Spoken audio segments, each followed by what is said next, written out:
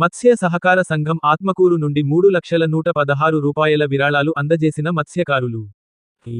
గ్రామదేవతలైనటువంటి పోచమ్మ కర్రెమ్మ కోట మైసమ్మ కట్ట మైసమ్మ భూ లక్ష్మమ్మ తల్లి లింగమయ్య బొడ్రాళ్లు గుడి నిర్మాణం కోసం వారి సంఘం నుండి 3,116,000 రూపాయలు పువ్వుల తాంబూలంలో డబ్బులు పెట్టి కమిటీ అధ్యక్షులు మొగిలి శ్రీధర్ గౌడ్కు అందించిన మత్స్యకారులు.